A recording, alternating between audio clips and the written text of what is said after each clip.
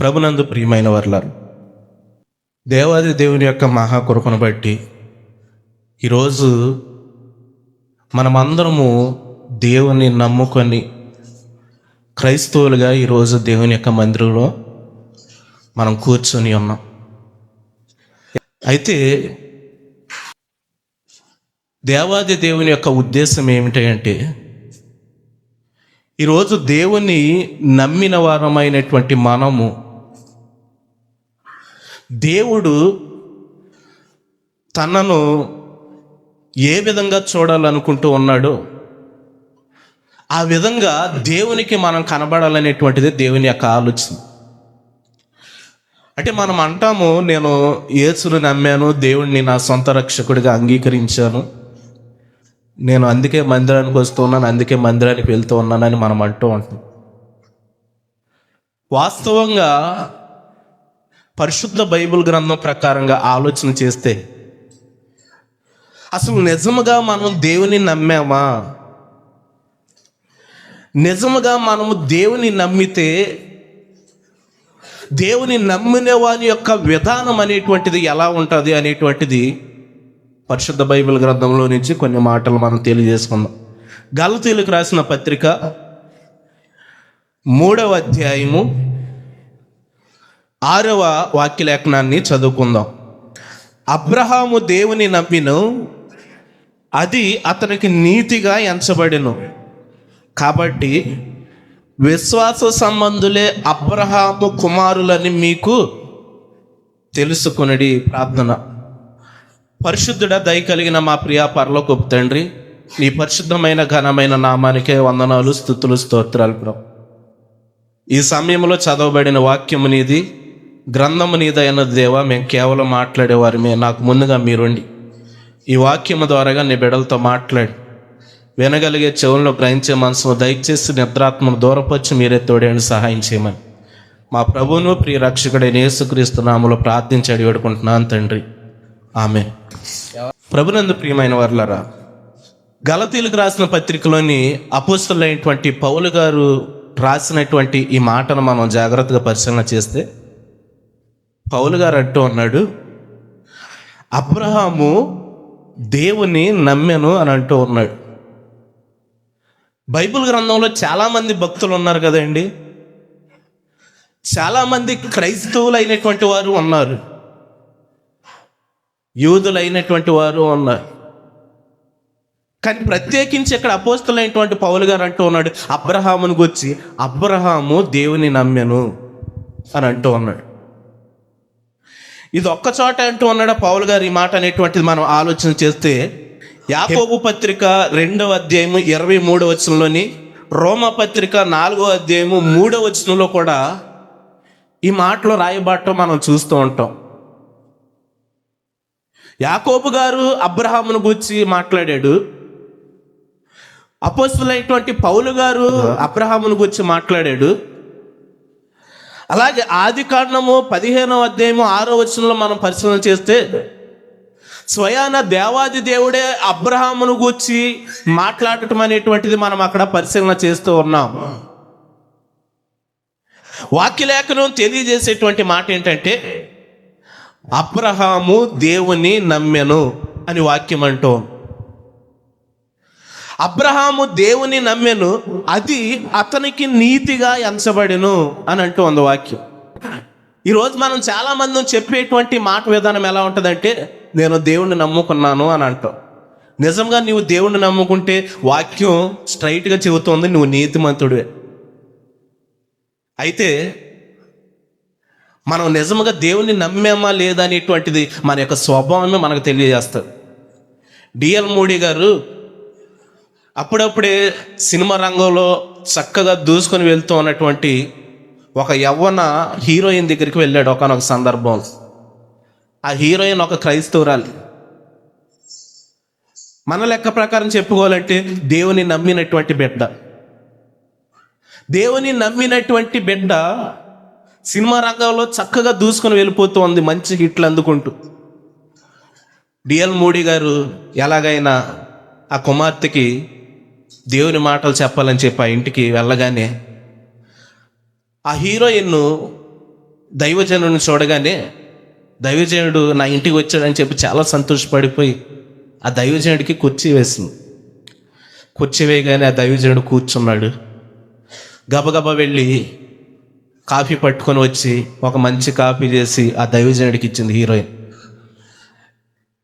ఆయన కాఫీ తాగుతూ ఆ హీరోయిన్తో మాట్లాడుతున్నాడు, అమ్మా, దేవుడు నీకు మంచి అందాన్ని ఇచ్చాడు, నీకు మంచి తలాంతుల్ని ఇచ్చాడు.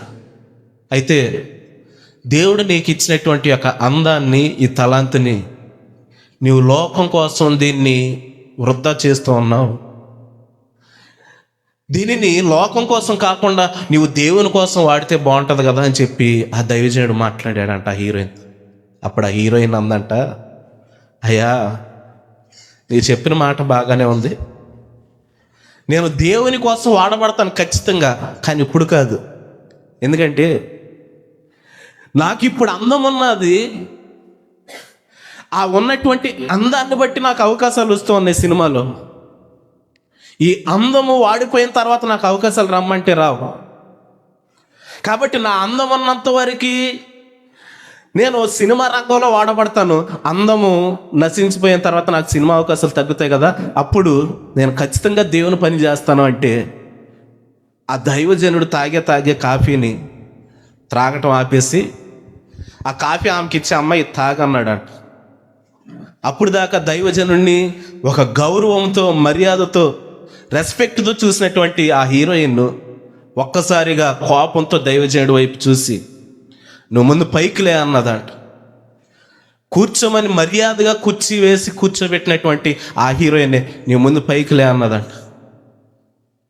ఆ దైవజనుడి పైకి లేసి, ఏంటమ్మా అన్నాడంట. నీవు ఒక దైవజనుడు కాబట్టి బ్రతికిపోయావు, లేకపోతే ఎలా ఉండేదో తెలుసా? నీవు ఎంగిలి చేసిన కాఫీని నన్ను త్రాగమంటావా అని చెప్పి ఆ స్త్రీ మాట్లాడినప్పుడు డిఎల్ మోడీ గారు అంటున్నారు, నీ కోపం రావటంలో తప్పేం లేదమ్మా, నీవు కోపపడటంలో న్యాయం ఉంది. నేను ఎంగిలి చేసిన కాఫీని నీకు త్రాగమని ఇవ్వటం తప్పే. అయితే ఒక మాట చెబుతాను నేను, లోకమంతా ఎంగిలి చేసిన నీ బ్రతుకును, లోకమంతా ఎంగిలి చేసిన నీ బ్రతుకును ప్రభువా ఇదిగో వాడుకో అని చెప్పి నువ్వు తీసుకొని వచ్చి దేవునికి ఇస్తే దేవుడు మాత్రం ఎలా వాడుకుంటాడు అని చెప్పి ఆమెతో మాట్లాడాడు. ఆ స్త్రీ పశ్చాత్తాపంతో దైవజనుడి కాళ్ళ మీద పడిపి, నిజమేనయ్యా, నేను నాకు వచ్చేటువంటి అవకాశాలను కొద్దీ నేను వాడబడాలని చెప్పి అనుకుంటూ ఉన్నాను, కానీ అయితే ఈ సమయంలోని నేను ఏం కోల్పోతూ ఉన్నానో నాకు అర్థం కాలేదని చెప్పి ఆ స్త్రీ దైవజనుడితో మాట్లాడి వెంటనే సినిమా అవకాశాలు వచ్చిన సినిమా అవకాశాలని వదిలేసి దైవజనుడిని అనుసరిస్తూ దేవుల్లో వాడబడటం ప్రారంభించిందంట. దేవునికి స్తోత్రం.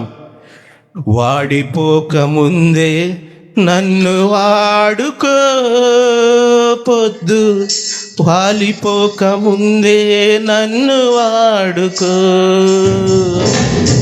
వాడిపోక ముందే నన్ను వాడుకో, పొద్దు వాలిపోక ముందే నన్ను వాడుకో, వాడుకో యేసయ్యా, నీ కాడి నే మోస్తానయ్యా, వాడుకో యేసయ్యా, నీ కాడి నే మోస్తా, వాడిపోక ముందే నన్ను వాడుకో, పొద్దు వాలిపోక ముందే నన్ను వాడుకో, నీవిచ్చిన యవ్వన ఫలము నిర్వీర్యం కాకముందే నాకున్న సంపదలన్నీ రెక్కలొచ్చిపోకముందే, నీవిచ్చిన యవ్వన ఫలము నిర్వీర్యము కాకముందే నాకున్న సంపదలన్నీ రెక్కలొచ్చిపోకముందే, వాడుకో యేసయ్యా, నీ కాడి నే మోస్తానయ్యా, వాడుకో యేసయ్యా నీ కాడి నే మోస్తానయ్యా. వాడిపోక ముందే నన్ను వాడుకో, పొద్దు వాలిపోక ముందే నన్ను వాడుకో. వాడిపోక ముందే నన్ను వాడుకో, పొద్దు వాలిపోక ముందే నన్ను వాడుకో. నీవిచ్చిన జీవితానికి వెలుగులింక పోకముందే, నా బ్రతుకు యాత్రకు చీకటింక రాకముందే. నీవిచ్చిన జీవితానికి వెలుగులింక పోకముందే, నా బ్రతుకు యాత్రకు చీకటింక రాకముందే. వాడుకో యేసయ్యా నీ కాడి నే మోస్తానయ్యా. వాడుకో యేసయ్యా నీ కాడి నే మోస్తానయ్యా. వాడిపోక ముందే నన్ను వాడుకో, పొద్దు వాలిపోక ముందే నన్ను వాడుకో.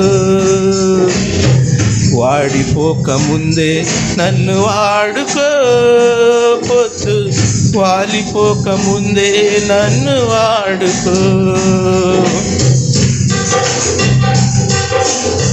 నీవిచ్చిన ప్రాణాన్ని దేహాన్ని వీడక ముందే, నా దినముల పరిమాణం సంపూర్ణం కాకముందే.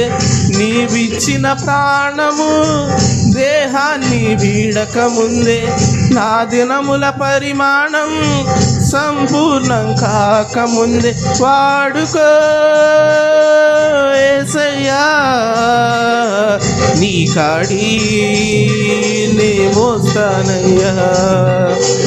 వాడుకో యేసయ్యా నీ కాడి నే మోస్తానయ్యా.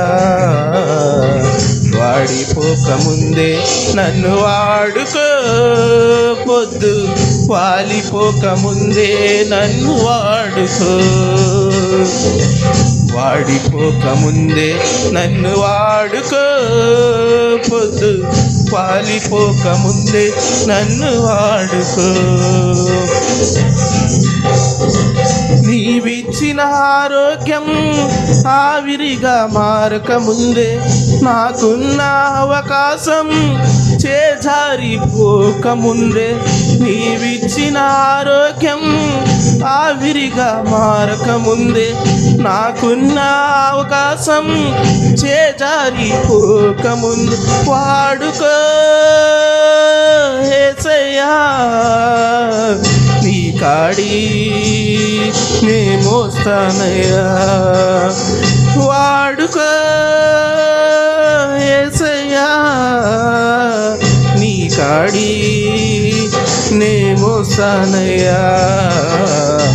వాడిపోక ముందే నన్ను వాడుకో, పొద్దు వాలిపోక ముందే నన్ను వాడుకో.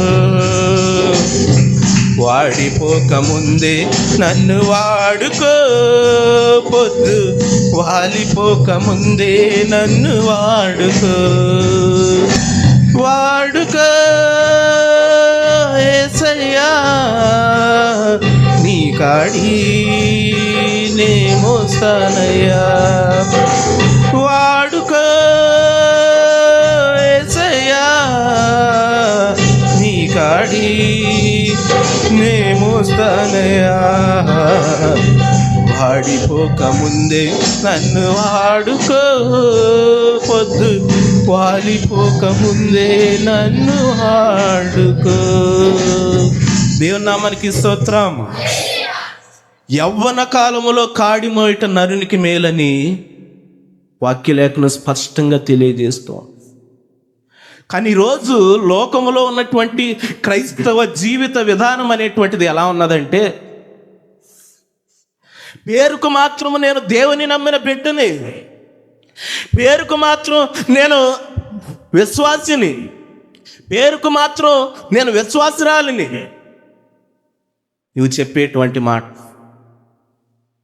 నీవు ఎవరు విశ్వాసి అంటే పలానా సంఘముల విశ్వాసిని. నీవు దేవుణ్ణి నమ్మేవంటే ఆ దేవుణ్ణి నమ్మాను. నీవు దేవుణ్ణి నమ్మావు అనటానికి రుజువే వాక్యలేఖనం అంటూ ఉంది. అబ్రహాము దేవుని నమ్మాను, అబ్రహాము దేవుని నమ్మాను అని అపోస్తలుడైనటువంటి పౌలు గారు పదే పదే మాట్లాడుతూ ఉన్నాడు. అలాగే యాకోబు గారు అబ్రహామును గూర్చి అబ్రహాము దేవుని నమ్మానని యాకోబు గారు అబ్రహామును గురించి మాట్లాడాడు. అలాగే పరిశుద్ధ బైబిల్ గ్రంథంలో దేవాది దేవుడు కూడా అబ్రహామును గురించి అన్నాడు, అబ్రహాము దేవుని నమ్మాడు.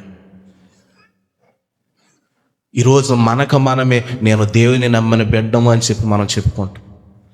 నువ్వు దేవుని నమ్మిన బిడ్డవు అని నీకు నువ్వు చెప్పుకోవటం కంటే నిన్ను గురించి సాక్ష్యం ఇచ్చేటువంటి ఒక వ్యక్తిని నీవు సంపాదించుకోవటం అవసరం. దేవునికి స్తోత్రం.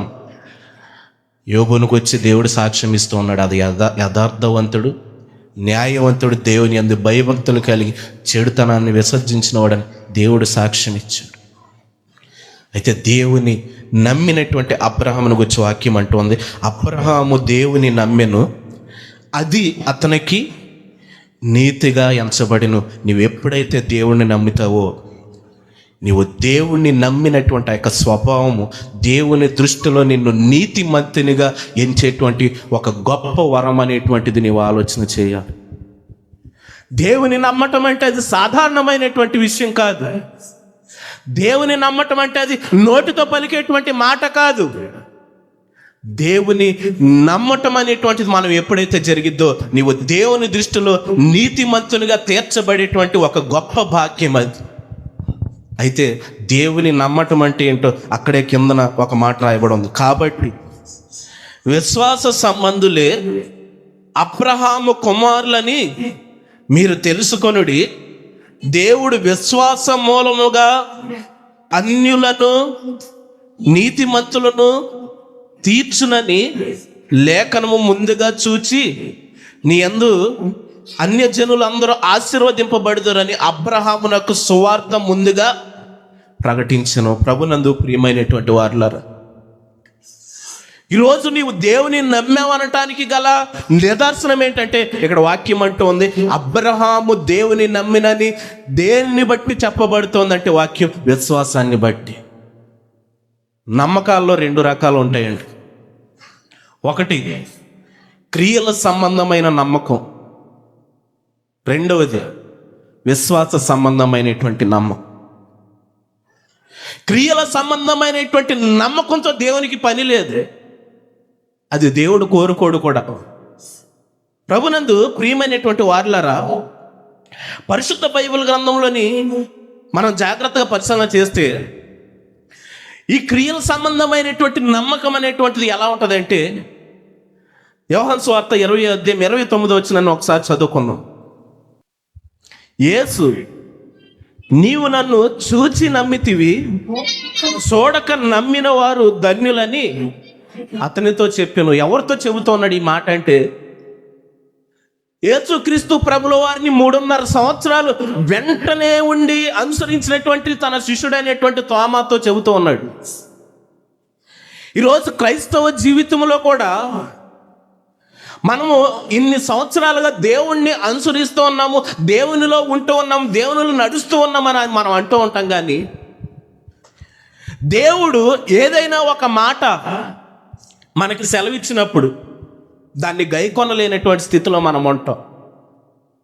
ఇక్కడ యేసుక్రీస్తు ప్రభుల వారు కూడా ఆయన మరణానికి ముందే తన శిష్యులందరితో అన్నాడు, మనిషి కుమారుడు అప్పగింపబడబోతూ ఉన్నాడు, అతన్ని కొరడాలతో కొడతారు, ముళ్ళ కిరీటం పెడతారు, సిలువ వేస్తారు, సిలువ వేసి చంపిన తర్వాత మరలా తిరిగి 3వ దినాన తిరిగి లేస్తాడు మనిషి కుమారుడు అని తన శిష్యులకు పదే పదే చెబితే, ఆయన చనిపోగానే శిష్యులందరూ ఏం చేశారంటే ఆయన లెగుస్తాడు తిరిగి అనేటువంటి విషయాన్ని మర్చిపోయారు. యేసుక్రీస్తు ప్రభుల వారు చనిపోయాడని దుఃఖిస్తూ ఉన్నారే కానీ, యేసుక్రీస్తు ప్రభుల వారు మన మధ్య లేడని విచారం చెందుతూ ఉన్నారే కానీ, ఆయన చనిపోయి తిరిగి లెగుస్తానని మనతో చెప్పాడు కదా అని చెప్పి వారు ఆయన తిరిగి లేవటాన్ని గురించి ఆలోచన చేయట్లా. ఆయన ఎప్పుడు లెగుస్తాడని ఆయన్ని గురించి చూడట్లా. విచారంలో ఉంటూ ఉంటే యేసుక్రీస్తు ప్రభుల వారు ఒక్కొక్కరికి కనిపించుకుంటూ వచ్చాడు. మగ్దలేని మరియకి కనిపించాడు. ఎమ్మయ్య గ్రామానికి వెళ్తున్నటువంటి మనుషులకు కనిపించాడు. తర్వాత వీరందరూ కూడుకొని ఉన్నటువంటి ఆ గదిలో వారికి ప్రత్యక్షమయ్యాడు. అందరూ చూసి అప్పుడు ఆయన చనిపోకముందు చెప్పినటువంటి మాటను జ్ఞాపకం చేసుకున్నారు. నిజమే, మన బోధకుడు చనిపోయి తిరిగి 3వ దినాలు లేస్తానని చెప్పాడు కదా అని చెప్పి ఆయన లేచిన తర్వాత చూసి నమ్మారు. ఒక విధంగా వీళ్ళు బెటరే. ఆయన చనిపోయిన తర్వాత మరలా వారి మధ్యకి రాగానే ఆయన చూసి నమ్మారు. ఈ తోమ ఉన్నాడు చూసావా, ఆ తోమ ఆ సమయంలో అక్కడ లేడు, తర్వాత ఎప్పుడో వచ్చాడు. వస్తే వీరందరూ అంటూ ఉన్నారు, యేసుక్రీస్తు ప్రభువు వారు చనిపోయాడు, తిరిగి లేచాడు, మేమందరం కళ్ళారా చూసాం, మా మధ్యకు వచ్చాడంటే తోమ. నేను నమ్మను. ఎంతమంది చెప్పినా చనిపోయి తిరిగి లేవటమా? ఆయన మన మధ్య ఎన్నో కార్యాలు చేసి ఉండొచ్చు, కానీ ఎంతోమందిని చనిపోయిన వారిని తిరిగి లేపుండొచ్చు, కానీ ఆయన చనిపోయి తిరిగి లేచాడంటే నేను ఎలా నమ్ముతాను? నేను నమ్మను అని చెప్పి అక్కడ తర్కవాదన జరుగుతోంది. 26 వచనం నుంచి చదువుకున్నట్లయితే మనకి ఆ మాటలు ఎక్కడ కనబడతాయి. 8 దినములైన తరువాత ఆయన శిష్యులు మరలా లోపల ఉన్నప్పుడు తోమ వారితో కూడా ఉండెను. తలుపులు మూయబడి ఉండగా యేసు వచ్చి వారి మధ్యను నిలిచి, మీకు సమాధానము కలుగును గాక అనెను. ఆ 8 దినములైన తర్వాత తోమ ఆ గదిలో ఉన్నటువంటి వారి అందరితో వాదిస్తూ ఉన్నాడు. నేను నమ్మను. నేను నమ్మాలి అంటే నిజముగా మీకు కనబడినటువంటి వ్యక్తి ఆ యేసో కాదో నేను నమ్మాలంటే నా కళ్ళారా నేను చూస్తూ ఉండగానే ఆయన చేతుల్లో మేకులు దిగ్గొట్టారు చూసావా, నేను చూస్తూ ఉండగానే ఆయన యొక్క పాదాలలో మేకులు దిగ్గొట్టారు చూసావా, ఆయన ప్రక్కలో బళ్ళెముతో పొడిచారు చూసావా, వాటిని నేను కళ్ళారా చూస్తే కానీ నమ్మనన్నాడు. వాటిని నేను కళ్ళారా చూస్తే కానీ నమ్మనంటే ఈ ప్రజలందరూనేమో తోమకు చెబుతున్నారు, లేదు తోమా మేము చూసామంటూ ఉన్నారు. లేదు నేను అవన్నీ చూస్తే నమ్ముతానంటే యేసుక్రీస్తు ప్రభువారు వారి మధ్యకి వచ్చాడు. వారి మధ్యకి వస్తే తోమ యేసుక్రీస్తు ప్రభుల వారిని చూశాడు. చూస్తే అప్పుడు ఆయన అంటూ ఉన్నాడు, మీకు సమాధానం కలుగును గాక. ఎందుకంటే అక్కడ సమాధానం లేని పరిస్థితి. యేసు ఉన్నాడని వీరందరూ వాదిస్తూ ఉంటే యేసు లేచాడంటే నేను నమ్మనని తోమ వాదిస్తూ ఉన్నాడు. అప్పుడు ఆయన లేచి వారి మధ్యలోనికి వచ్చి ఆయన పలికినటువంటి మాట ఏంటంటే, మీకు సమాధానం కలిగిన గాక అని చెప్పి తర్వాత అంటూ ఉన్నాడు, తోమాను చూచి నీ వ్రేలు ఇటు చాపి నా చేతులను చూడుము, నీ చెయ్యి చాచి నా ప్రక్కలో ఉంచి అవిశ్వాసివి కాక విశ్వాసివై ఉండమా. నేను తోమాతో అంటున్నాడు, తోమా ఈ గాయాలనే కదా నీ వేలు పెట్టి చూస్తే నమ్ముతానన్నా, ఇదిగో నీ ఏలు పెట్టి చూడు, ఇవి డమ్మి గాయాలో నిజం గాయాలో నీకు అర్థమవుతుంది చూడు, ఆ యేసునో లేదా మరొక వ్యక్తినో అర్థమవుతుంది చూడు, ఇదిగో నా పక్కలో వేలు పెట్టి నీ యొక్క అవిశ్వాసాన్ని తొలగించుకొని ఇప్పుడు విశ్వాసంతో నన్ను నమ్ము అని చెప్పి తోమాతో అంటే, తోమా ఆయన దగ్గర పశ్చాత్తాపడిపోయాడు, అయ్యా నన్ను క్షమించు. ప్రభునందు ప్రియమైనటువంటి వారులారా, యేసుక్రీస్తు ప్రభుల వారిని సిలువ వేసినటువంటి ఆ యొక్క సన్నివేశాన్ని మెల్ గిబ్సన్ అనేటువంటి ఒక హాలీవుడ్ దర్శకుడు సినిమాగా తీశాడు. మనందరికీ తెలిసిన సినిమా అనేది ప్యాషన్ ఆఫ్ ది క్రైస్ట్. ఆ ప్యాషన్ ఆఫ్ ది క్రైస్ట్ సినిమాని తీసేటువంటి సందర్భంలో ఏం జరిగిందంటే, జిమ్ క్యావిజల్ అనేటువంటి ఒక వ్యక్తిని యేసుక్రీస్తు ప్రభుల వారి యొక్క పాత్రగా పోషించడానికి ఏర్పరచుకొని ఆ సినిమాని తీస్తూ ఉన్నప్పుడు ఆ వ్యక్తిని ఏం చేశారంటే, ఆ వ్యక్తి ఒంటి పైన ఒక ఆర్టిఫిషియల్ చర్మాన్ని అమర్చారు. అంటే సినిమా రియలిస్టిక్గా ఉండాలని చెప్పి ఆ దర్శకుడు ఏం చేశాడంటే, దెబ్బలు ఉచ్చు దెబ్బలు కాకుండా నిజముగా కొట్టినట్లుగా ఉండాలి అని చెప్పి ఆ వ్యక్తి ఒళ్ళంతా ఆర్టిఫిషియల్ చర్మాన్ని అమర్చారు. అమర్చి యేసుక్రీస్తు ప్రభువు వారిని కొరడాలతో కొట్టేటప్పుడు వారు ఏ కొరడాలు అయితే వాడారో ఆ విధమైనటువంటి కొరడాలే తయారు చేయించి ఆ సినిమాలో ఆ పాత్రను పోషించడానికి అక్కడ కొట్టేటువంటి వారికి ఆ కొరడాలు ఇచ్చారు. ఆ కొరడాలు విధానం ఏంటంటే, ఒక్కో కొరడాకి 4 శాఖలు ఉంటాయి. ఆ 4 శాఖల్లో ఒక్కో శాఖకి 4 గేలాలు లాంటివి ఉంటాయి. మొత్తం 4 శాఖలకి కలిపి 16 గేలాలు ఉంటాయి. ఆ కొరడాని తీసుకొని ఒంటి పైన ఒక్కసారి కొడితే ఒంటిలో 16 చోట్ల చర్మం ఊడొచ్చింది. అలాగా వారు పట్టుకున్న కొరడా ఒరిజినలే. అలాగే ఆ జిమ్ క్యావిజిల్ అనేటువంటి వ్యక్తి ఆ పాత్రను పోషిస్తూ ఉంటే ఆ వ్యక్తి ఒంటి పైన ఈ ఆర్టిఫిషియల్ చర్మాన్ని అమర్చి వీళ్ళ కొరడాలతో కొట్టినప్పుడు ఆ చర్మం అలాగా ఒరిజినల్ లాగా ఊడొచ్చినట్లు ఊడి రావాలి అని చెప్పి ఆ దర్శకుడు మెల్ గిబ్సన్ అనేటువంటి దర్శకుడు ఆ విధంగా సెట్ చేశాడు అంతా. ఆ జిమ్ క్యావిజిల్ అనేటువంటి వ్యక్తి ఒంటి పైన ఆర్టిఫిషియల్ చర్మాన్ని అమర్చేశారు. కొరడా కొట్టేటువంటి వ్యక్తికి ఆ ఒరిజినల్ కొరడా ఇచ్చారు. ఆ వ్యక్తిని ఒక రాయికి కట్టేసి మొదటి కొరడా దెబ్బ కొడితే, యేసుక్రీస్తు ప్రభువారు కొరడా దెబ్బ కొట్టినప్పుడు ఎంతగా బాధపడ్డాడేమో అన్నట్లుగా నటించాడంట ఆ వ్యక్తి. ఆ దర్శకుడు అనుకుంటూ ఉన్నాడు, చాలా అద్భుతంగా నటిస్తూ ఉన్నాడు అని అనుకున్నాడు. రెండో కొరడా దెబ్బ కొట్టినప్పుడు కూడా అలాగే నటించాడు. డైరెక్టర్ అనుకుంటూ ఉన్నాడు, మెల్ గిబ్సన్ అనేటువంటి డైరెక్టర్ ఎంత చక్కగా నటిస్తూ ఉన్నాడు అనుకున్నాడు.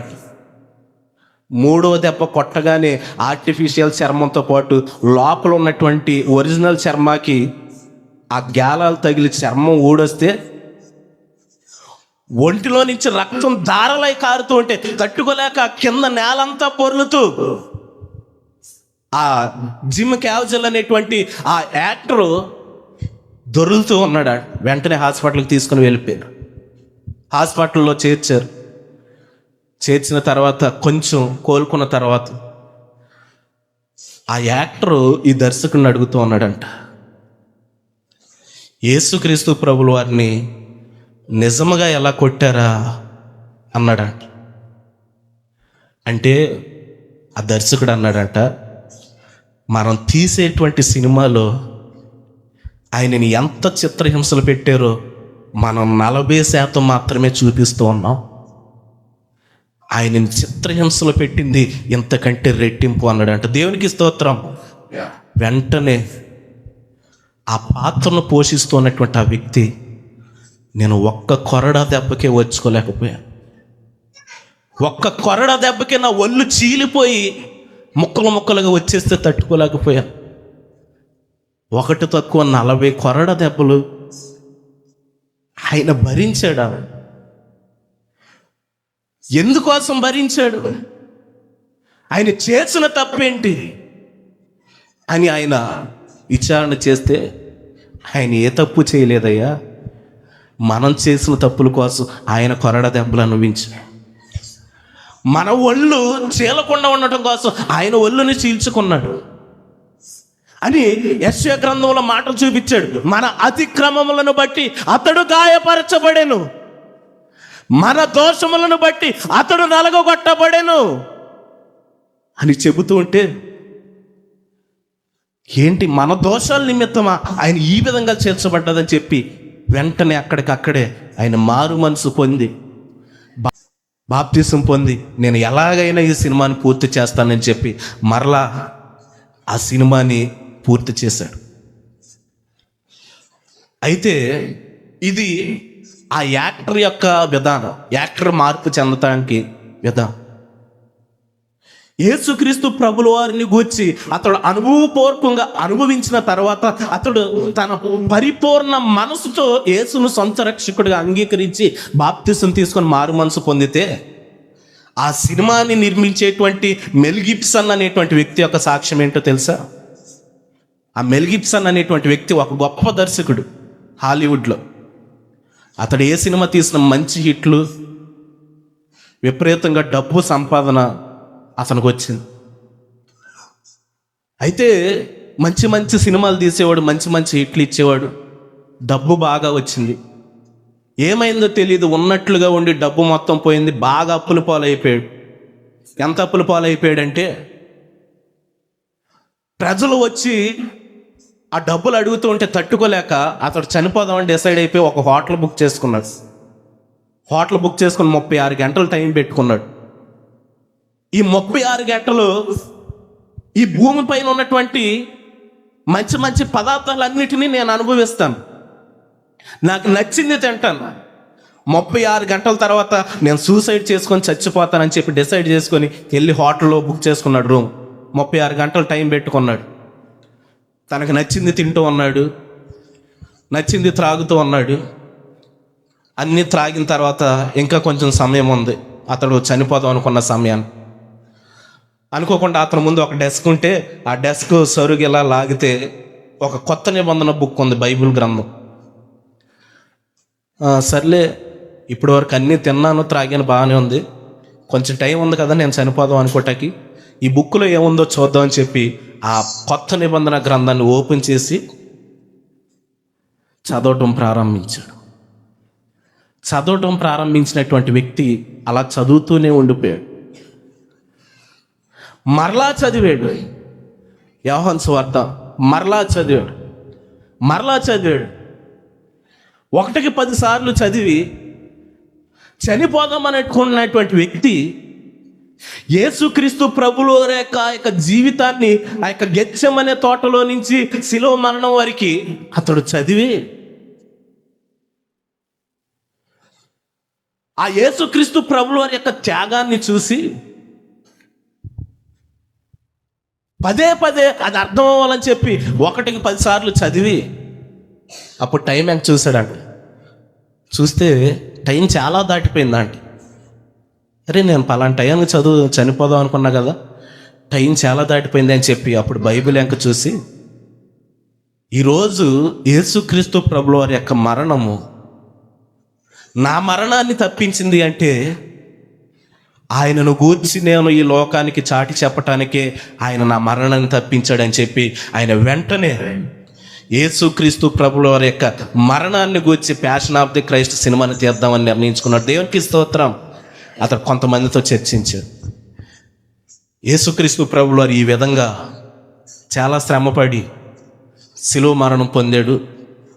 ఆయనను గూర్చి ఒక గొప్ప సినిమా తీసి ప్రపంచానికి పరిచయం చేయాలంటే తన తోటి చాలామంది వారు అన్నారంట, ఒక సినిమా అంటే మంచి యాక్షన్ ఉండాలి, ఒక సినిమా అంటే లవ్ స్టోరీ ఉండాలి, ఒక సినిమా అంటే మంచి స్టోరీ లేకపోతే అది హిట్ అవ్వదు.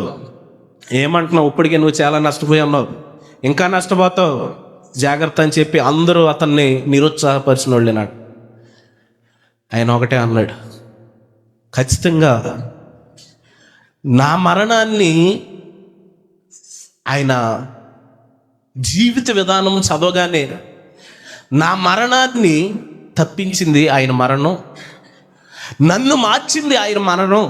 ఖచ్చితంగా ప్రపంచంలో ఉన్నటువంటి ప్రతి వ్యక్తిని ఆయన మరణం మార్చగలదని నేను నమ్ముతున్నానని చెప్పి ఎంతమంది నిరుత్సాహపరిచినా ఆ సినిమాని తీయటం ప్రారంభించాడు. సినిమాను మీరు చాలామంది చూసే ఉంటారు, అది గెత్సెమనే తోటలో ప్రారంభమైంది, శిలువ మరణం వరకు సుమారు 2 గంటలు 10 నిమిషాల్లో ఏమో ఉంటుంది సినిమా. తీసి రిలీజ్ చేస్తే అది ఎలాంటి ఆదరణ పొందుకుందంటే ప్రపంచవ్యాప్తంగా గొప్ప ఆదరణ పొందుకుంది. ప్రపంచం అంతా సినిమాను చూసిన వారు ఎంత గొప్ప శ్రమను ఆయన అనుభవించాడా అన్నట్లుగా ఆ సినిమా ప్రతి ఒక్కరిని మెప్పించింది. ప్రజల్లో క్రైస్తవులు కాని వారు కూడా యేసుక్రీస్తు ప్రభుల వారు ఈ విధంగా చనిపోయాడని చెప్పి మనం బైబిల్లో వినటమే కానీ నిజంగా చూడలేదు. ఆ సినిమా నిజంగా చూసినట్లుగానే తీసాడంట ఆ డైరెక్టర్. దాన్ని మనం చూడాలని చెప్పి ఇతర మతాల వారు కూడా ఆ సినిమాని చూసి చాలా మంది మార్పు చెందారంట. అతనికి ఉన్నటువంటి ఫైనాన్షియల్ ప్రాబ్లమ్స్ కానీ సమస్యలు కానీ ఆ ఒక్క సినిమాతో మొత్తం అన్నీ పోయి ఆ సినిమా ఒక గొప్ప హిట్ ఇచ్చింది ఆయనకి. దేవునికి స్తోత్రం. ప్రభునందు ప్రియమైనటువంటి వారు, అబ్రహాము దేవుణ్ణి నమ్మాడు, అది అతనికి నీతిగా ఎంచబడింది. అలాగనే అబ్రహాము ఏ విధమైనటువంటి విశ్వాసంతో అయితే దేవుణ్ణి నమ్మాడో అదే విశ్వాసంతో కనుక మనం దేవుణ్ణి నమ్మితే మనము కూడా ఏమవుతామంట, దేవుని దృష్టిలో నీతిమంతులమని తీర్చబడతామంట. అసలు దేవుని నమ్మటం అనేటువంటిది విశ్వాస సంబంధమైనటువంటిది. దేవుని నమ్మటం అనేటువంటిది క్రైస్తవ జీవితంలో విశ్వాస సంబంధమైనటువంటిది. క్రైస్తవులు కాని వారి యొక్క జీవితంలో క్రియ సంబంధమైనటువంటిదిగా ఉంటే తప్పులేదు. క్రియ సంబంధమైనటువంటిది అన్యుల దృష్టిలో ఉంటే పర్వాలేదు. కారణం ఏంటంటే వారికి యేసు అంటే ఏంటో తెలియదు కాబట్టి వారికి క్రియ కావాలి. వారికి యేసు అంటే ఏంటో తెలియదు కాబట్టి వారు క్రియ చూస్తే తప్ప నమ్మరు. ఒక క్రైస్తవుడైనటువంటి వ్యక్తి కూడా ఈరోజు ఎలా ఉన్నాడంటే, నాకు కూడా క్రియే కావాలి, నేను కూడా చూస్తేనే నమ్ముతాను. ఆ వ్యక్తులు మారు మనసు పొందారు అంటే, ఆ వ్యక్తులు రక్షింపబడ్డారు అంటే వారు దేవుని ఎరగనటువంటి స్థితిలో ఉండి వారు దేవుని క్రియను చూసి వారు మారు మనసు పొందారు.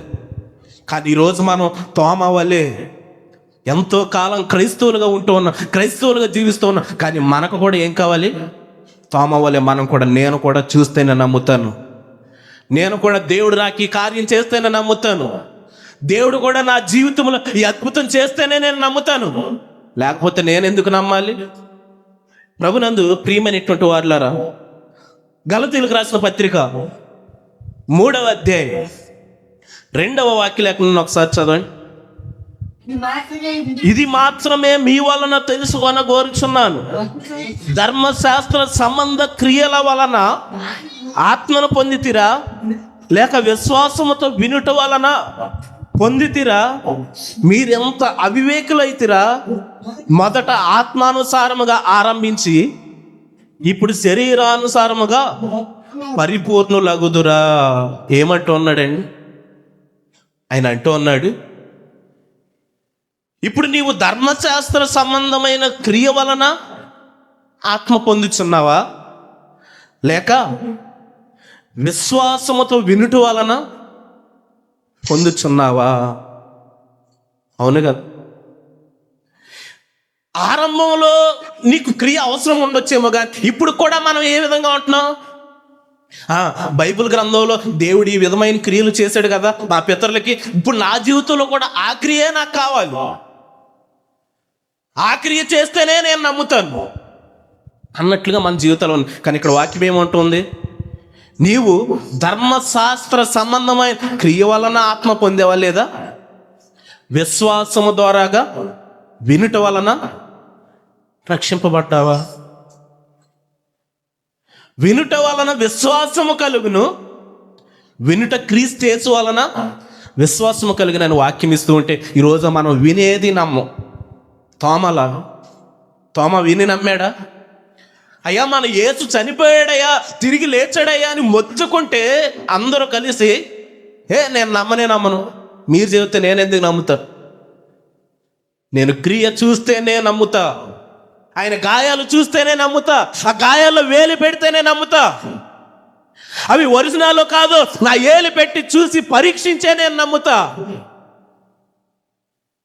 రోజు మన నమ్మకం పేరుకి క్రైస్తవులే. తోమా పేరుకి దేవుని అనుసరించిన వాడే 3.5 సంవత్సరాలు, కానీ ఆయన పట్ల లేదు నమ్మకం, దేవుని పట్ల నమ్మకం లేదు. ఆయన తిరిగి లేచాడంటే నమ్మలేకపోతూ ఉన్నాడు, ఆయన కార్యము చేసాడంటే నమ్మలేకపోతూ ఉన్నాడు. రోజు మనము కూడా దేవుడు మన పట్ల కార్యం చేస్తాడని చెప్పి దేవుడు ఏదైనా ఒక దర్శనాన్ని మీకు చూపించినప్పుడు మనకేంటంటే రోజులు లెక్కేసుకుంటాం. దేవుడు నా పట్ల ఈ అద్భుతాన్ని చేస్తా అన్నాడు కదా అని చెప్పి రోజులు లెక్కేసుకుంటాం. దేవుడు ఇంకా చేయలేదు, ఇంకా చేయలేదు. 5 రోజులు చూస్తాం, 10 రోజులు చూస్తాం, 20 రోజులు చూస్తాం, ఇంకా చేయలేదు, ఇంకా చేయలేదు, ఇంకా చేయలేదు. అబ్రాహాము దేవుని నమ్మెను అని చెప్పి దేవుని వాక్యం అంత స్పష్టంగా రాయబట్టడానికి గల కారణం ఏంటో తెలుసా? అబ్రాహాము దేవుణ్ణి ఎంతగా నమ్మాడంటే 75 సంవత్సరాల వయసు ఉన్నప్పుడు దేవుడు అబ్రాహాముని పిలిచాడు. 75 సంవత్సరాల వయసు ఉన్నప్పుడు దేవుడు అబ్రాహాముని పిలిచి దేవుడు అబ్రాహాముతో ఏమన్నాడు తెలుసా? అబ్రామా, నీవు లేచి నీ బంధువుల యొద్ద నుండి, నీ ఇంటి నుండి, ఆదికాండము 12వ అధ్యాయం, యెహోవా నీవు లేచి నీ దేశము నుండి, నీ బంధువుల యొద్ద నుండి, నీ తండ్రి ఇంటి నుండి బయలుదేరి నేను నీకు చూపించు దేశమునకు వెళ్ళుము. నిన్ను గొప్ప జనముగా చేసి నిన్ను ఆశీర్వదించి నీ నామమును గొప్ప చేదును, నీవు ఆశీర్వాదముగా నుందువు. నిన్ను ఆశీర్వదించు వారిని ఆశీర్వదించుదును, నిన్ను దూషించు వారిని శపించదును. భూమి యొక్క వంశములన్నీ నీయందు ఆశీర్వదింపబడినని అబ్రాహాముతో అనగా ఏమంటున్నాడు? భూమి యొక్క వంశములన్నీ నీయందు ఆశీర్వదించును. వాస్తవానికి అప్పటికి అబ్రాహాముకి కుమారుడే లేడు. అన్నాడా? అబ్రాహాం కుమారుడే లేడు. కానీ ఇక్కడ దేవుడు ఏమంటూ ఉన్నాడు? భూమి యొక్క వంశాలన్నీ నీయందు ఆశీర్వదింపబడును, నువ్వు గొప్ప జనం అవుతావు అబ్రాహాము. అంతేకాదు, నీ జనము రాబోయే తరాల్లోని ఐగుప్తుకు వెళతారు. ఐగుప్తులో 400 సంవత్సరాలు బానిసలుగా ఉండిపోతారు. ఆ కింద రాయబడి ఉంటాయి ఆ మాటలన్నీ. ఎప్పుడో యాకోబు సంతతి వారిలో వారు ఐగుప్తుకు వెళ్ళి ఐగుప్తు దేశంలో 400 సంవత్సరాలు బానిసలుగా ఉండిపోయేటువంటి చరిత్రనే అబ్రాహాముకి దేవుడు ప్రారంభంలోనే చెప్పాడు. ప్రారంభంలోనే చెబితే అబ్రాహాం ఏం ఎదిరించి మాట్లాడలేదంట. అబ్రాహాము దేవుని నమ్మాడు. దేవుడు పిలిచినప్పుడు అతని పేరు అబ్రాహాము. అతడు అబ్రాహాముగా ఉన్నప్పుడు దేవుణ్ణి నమ్మాడు. తర్వాత దేవుడు అతన్ని అబ్రహాముగా మార్చి దేవుడు అన్నాడు, నీవు లేచి నీ దేశము నుండి, నీ బంధువుల యొద్ద నుండి, నీ తండ్రి ఇంటి నుండి బయలుదేరి నేను నీకు చూపించే దేశానికి వెళ్ళు అన్నాడు. కానీ ఎక్కడికి వెళ్ళాలో చెప్పలేదు దేవుడు. వెళ్ళు అనగానే అబ్రాహాము లేచాడు, తనకున్న సమస్తాన్ని కూర్చుకున్నాడు. తన సహోదరుని కుమారుడైనటువంటి లోతు అన్నాడు, నేను కూడా నీతో వస్తా అన్నాడు. తనను కూడా వెంట పెట్టుకున్నాడు. ఎక్కడికి వెళ్ళాలో తెలియక బయలుదేరాడు అబ్రాహాం. బయలుదేరాడు కనానుకు ఎదురుగా ఉన్నటువంటి యొక్క సింధూర వృక్షం కింద గుడారం వేసుకున్నాడు. చూస్తూ ఉన్నాడు. ఆయన ఎక్కడికి వెళ్ళమంటే అక్కడికి వెళ్దాం అనుకున్నాడు. హారాన్లో కాపురం ఉండక మునుపు మెస్పుతోమియాలో అబ్రాహాం ఉన్నప్పుడు కోటలు ఉన్నాయి, ఆస్తులు ఉన్నాయి, అంతస్తులు ఉన్నాయి, అన్నీ ఉన్నాయి. అలా నివసించేవాడు. దేవుడు చెప్పిన మాట ప్రకారం వెళ్ళి చెట్ల కింద గుడారాలు వేసుకొని నివసిస్తూ ఉన్నాడు. అసౌకర్యంగా భావించలా, కష్టంగా భావించలా.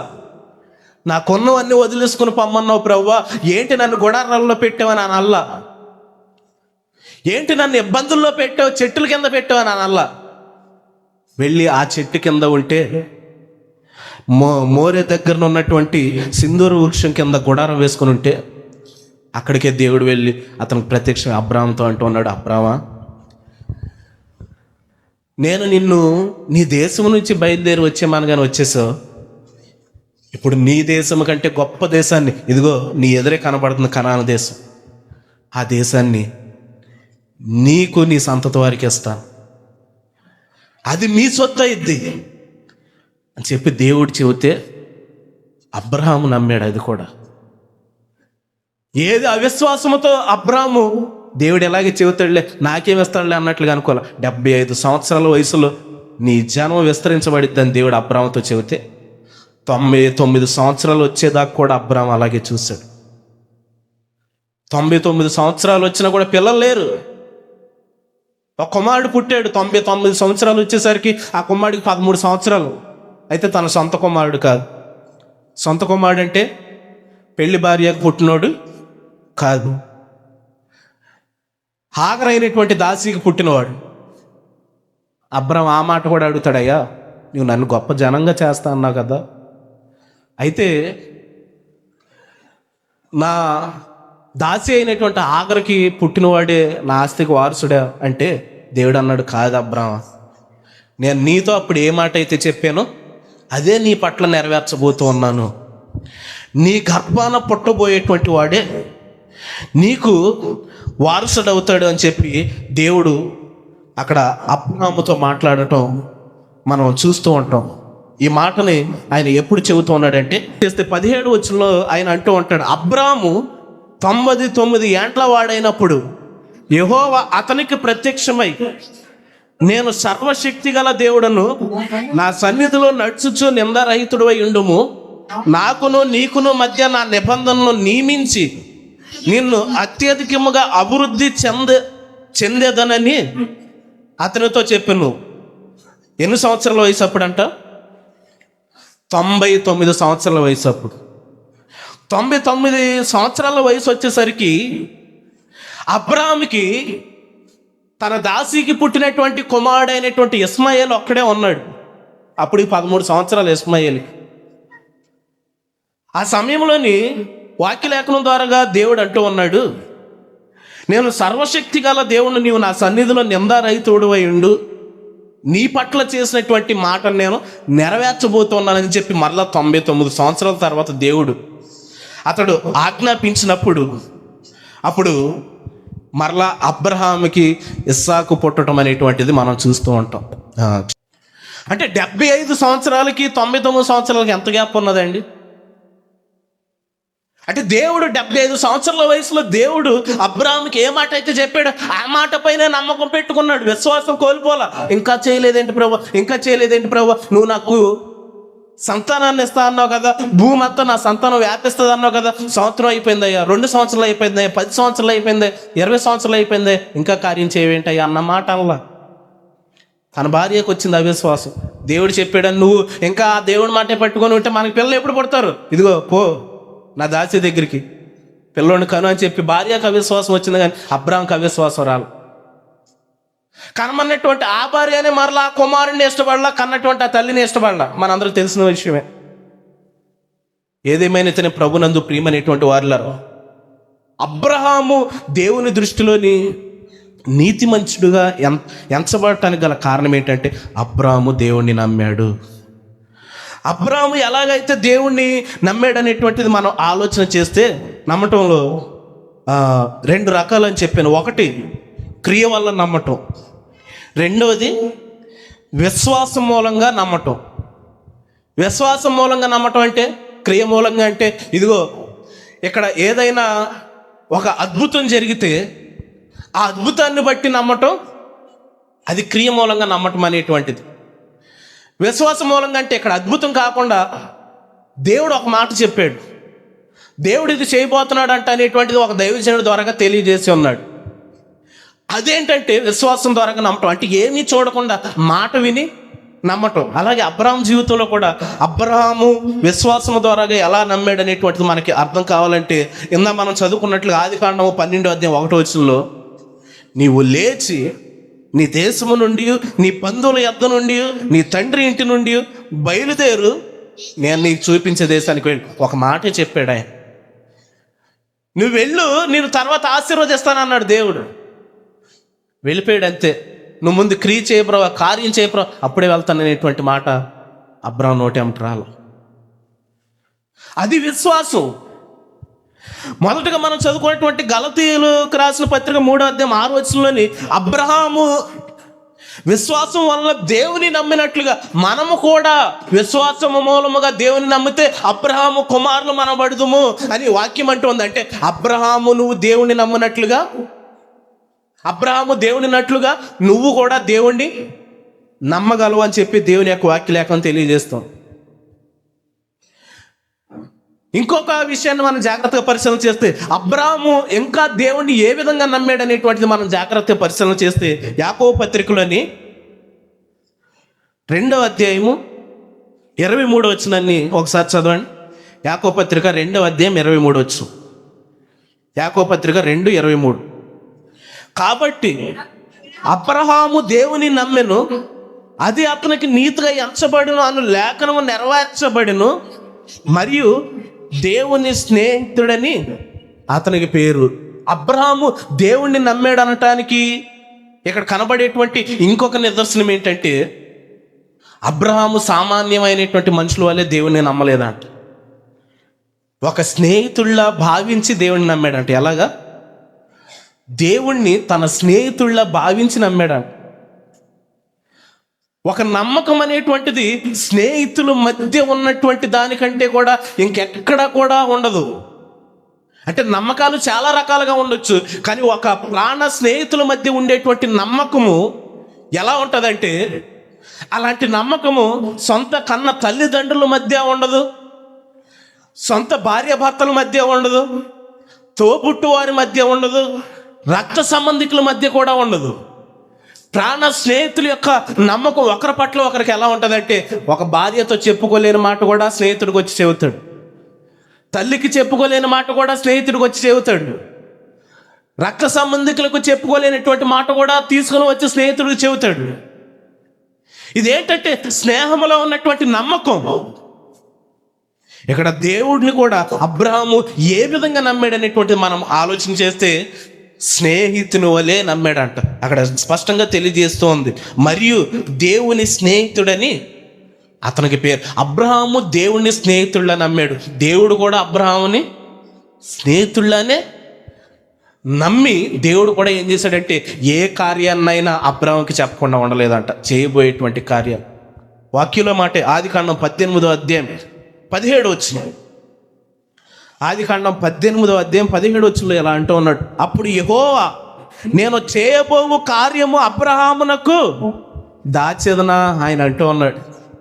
దేవుడు ఏదైనా కార్యం చేస్తే ఆయన ఎవరికి చెప్పాల్సిన అవసరం లేదు, వెళ్ళి డైరెక్ట్గా చేసేయచ్చు. కానీ ఆయన అక్కడ అంటున్నాడు, నా స్నేహితుడైనటువంటి అబ్రహాంకి నేను చేయబోయేటువంటి కార్యాన్ని చెప్పకుండా నేను ఎలా దాస్తానని చెప్పి ముందుగా వెళ్ళి దేవుడు అబ్రహాంతో చెప్పాడు, అబ్రహామా ఇదిగో సొదొమ ప్రజలు ఈ విధంగా నా పట్ల దుర్మార్గులై ఉన్నారు, నేను అలా చేయబోతూ ఉన్నానని చెప్పి దేవుడు వెళ్ళి చెప్పాడు. అదండి నమ్మకం. అబ్రాహాము దేవుణ్ణి నమ్మాడు, దేవుడు అబ్రాహాముని నమ్మాడు. వారి నమ్మకం ఏ విధంగా ఉందంటే, ఒక స్నేహితుల నమ్మకం వంటి నమ్మకం.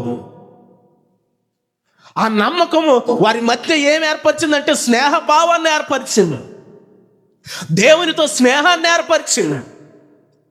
ఈ దేవునితో స్నేహపూరితమైనటువంటి నమ్మకము విశ్వాస సంబంధమైనటువంటి నమ్మకంగా అది బలపడి. అసలు విశ్వాసము అనేటువంటి దానికి అర్థం ఏంటంటే, మనం ఏ వ్యక్తినైతే ఎక్కువగా నమ్ముతామో ఆ వ్యక్తి చెప్పే మాటను ఏమాత్రం ఆలోచించకుండా చేయటమే నమ్మకం. ఇప్పుడు మీరు ఒక వ్యక్తిని నమ్మారు, ఆ వ్యక్తి మీకు పలానా చోట చేపలు పడుతున్నాయని చెప్పాడు.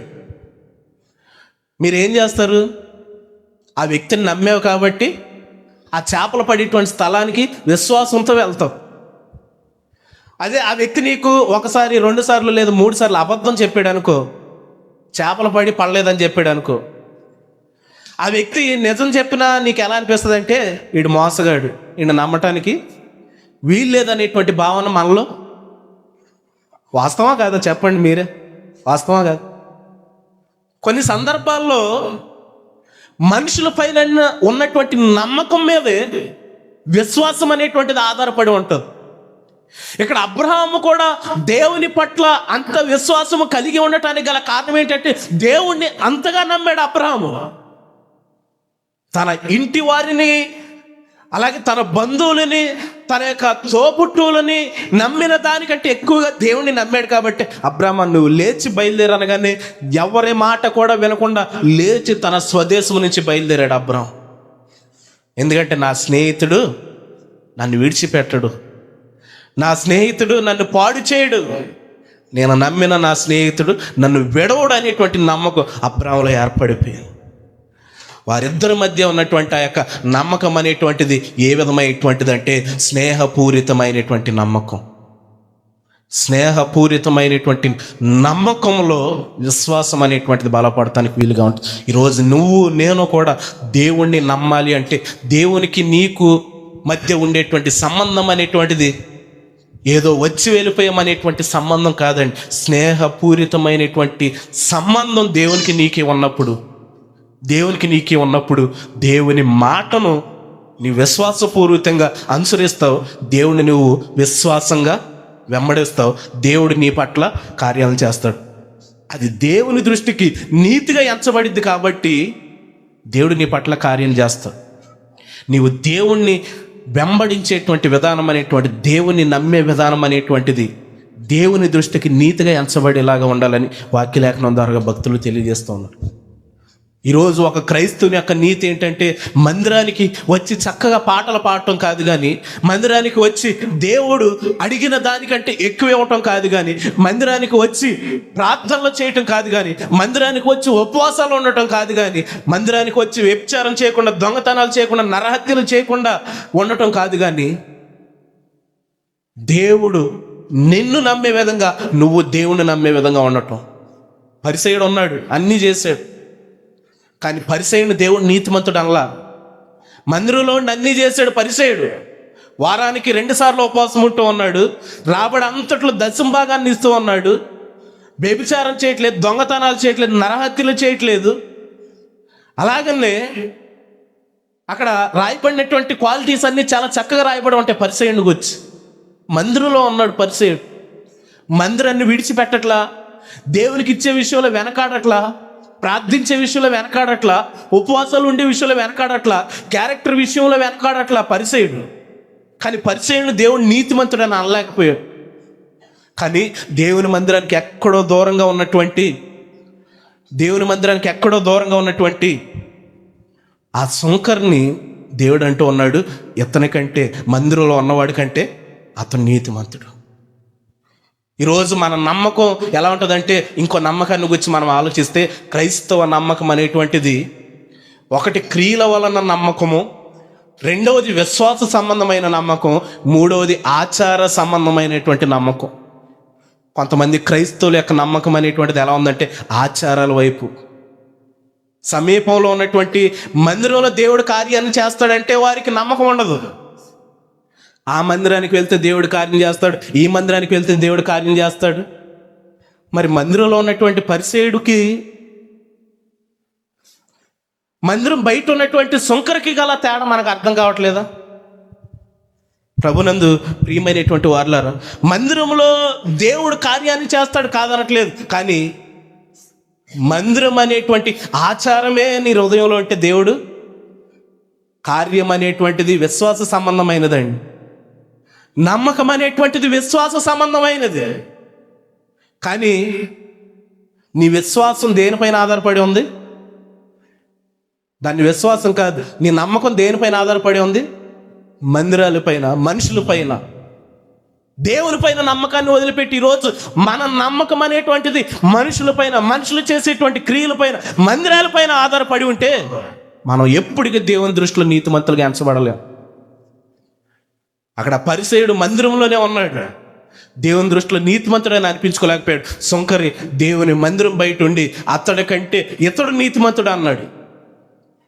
మరి ఈరోజు మన పరిస్థితులే. నేను ఎక్కడో ఉన్న మందిరాలకు వెళ్ళటం నేను తప్పనట్లేదు, అక్కడ కంటే నీ సమీపంలో ఉన్నటువంటి మందిరానికి నువ్వు ఇంకా ఎక్కువగా వెళ్ళాలి. కానీ సమీపంలో ఉన్నటువంటి మందిరానికి అరుదుగా కనిపిస్తాం, ఎక్కడ ఉన్నటువంటి మందిరానికి క్రమం తప్పకుండా వెళ్తాం. అది ఆచారమా, లేకపోతే భక్తా, లేకపోతే దేవుని పట్ల విశ్వాసం అనాలి? ఏమనాలి చెప్పండి? ఏంటది? దేవుని పట్ల విశ్వాసమా, ఆచారమా, భక్త? ప్రభునందు ప్రియమైనటువంటి వారు, నీ నమ్మకము అబ్రహాము నమ్మకం వలె ఉంటే నీవు దేవుని దృష్టిలో నీతిమంతుడు అని ఎంచబడతావు. అబ్రహాము నమ్మకం క్రియల సంబంధమైన నమ్మకం కాదు. అబ్రహాము యొక్క నమ్మకము ఆచార సంబంధమైన నమ్మకం కాదు. అబ్రహాము నమ్మకము విశ్వాసముతో కూడినటువంటి నమ్మకం. దేవునికి స్తోత్రం. వాక్యలేఖనం అదే తెలియజేస్తుంది. మొదటగా చదువుకున్నటువంటి ఆ వాక్యలేఖనంలో అబ్రహాము దేవుని నమ్మెను, అది అతనికి నీతిగా ఎంచబడి. చదవండి ఒకసారి, గలతీయులకు రాసిన పత్రిక ముగించేసుకుందాం. 3వ అధ్యాయము 6వ వచనాన్ని చదువుకుందాం. అబ్రహాము దేవుని నమ్మెను, అది అతనికి నీతిగా ఎంచబడెను, కాబట్టి విశ్వాస సంబంధులే. ఏ సంబంధులట? నీ నమ్మకం అనేటువంటిది విశ్వాస సంబంధమైనదైతేనే నీవు అబ్రాహాము కుమారుడు అనబడతావు, అబ్రాహాము వలె నీతిమంతుడు అని ఎంచబడతావు. కాబట్టి విశ్వాస సంబంధులే అబ్రహాము కుమారులని మీరు తెలుసుకొనిడి. దేవుడు విశ్వాసము మూలముగా అన్యజనులను నీతిమంతులుగా తీర్చునని లేఖనము ముందుగా చూచి. ఏమంటుంది వాక్యం? మీరు ముందు లేఖనాలు చూడండి. మీరు అక్కడికి ఇక్కడికి మీ మనసును పరిగెత్తించే ముందు, క్రియల వైపు మీ మనసును పరిగెత్తించే ముందు, ఆచారాల వైపు మీ మనసును పరిగెత్తించే ముందు లేఖనం చూడండి ఏం చెబుతుందో అని ఇక్కడ దేవుడు అంటూ ఉన్నాడు. అదేనా అంటూ ఉన్నాడు? లేఖనము ముందుగా చూచి నీ యందు అన్యజనులు అందరూ ఆశీర్వదింపబడుదురు అని అబ్రహామునకు సువార్త ముందుగా ప్రకటించాను. లేఖనం ఏం చెబుతోంది? దేవుని పట్ల అబ్రహాము వలె విశ్వాసం ఉంచితే ఒక అన్యుడు కూడా ఆశీర్వదింపబడతాడండి. మరి దేవుని మందిరంలో ఉన్నటువంటి ఆ పరిసయ్యుడు యథాప్రకారంగా మందిరానికి వచ్చేటువంటి వాడు, ఆ సొంకరి జనులలో నుంచి వెలివేయబడినటువంటి వాడు, ఒక అన్యుడిగా భావించేవారు ఆ రోజు సొంకరుల్ని. అన్యుడిగా భావించబడేటువంటి ఆ సొంకరి దేవుని దృష్టిలో నీతిమంతుడిగా ఎంచబడ్డాడు అనేటువంటిది దీనికి నిదర్శనం. కారణం ఏంటంటే ఆ సొంకరి దేవుని మందిరానికి దూరంగా ఉన్న దేవుని పట్ల విశ్వాసంతో ప్రార్థించాడు. చిన్న కుమారుడు పందులు తినేటువంటి పొట్టు దగ్గర తన మనసును దేవుని వైపు ఎత్తాడు. ప్రభునందు ప్రియమైనటువంటి వార్ల, ఈరోజు మన విశ్వాసం, మన నమ్మకం క్రియల సంబంధమైనదా, విశ్వాస సంబంధమైనదా, ఆచార సంబంధమైనటువంటిదా? ఈ మూడు గనక మనం పరిశీలన చేసుకుని దేవుళ్ళ ముందుగా కొనసాగితే దేవుడు కూడా మన పట్ల కార్యాన్ని చేయడానికి సిద్ధంగా ఉంటాడు. ఆ విధంగా మన నమ్మకం కూడా అబ్రహాము నమ్మకం వలె ఉండి మనం దేవుని దృష్టిలో నీతిమంతుడిగా ఎంచబడాలని చెప్పి ఆశిస్తూ ఈ కొద్ది వాక్యాన్ని దేవుడు తన వినికిల్లో దీవించి ఆశీర్వదించునుగాక.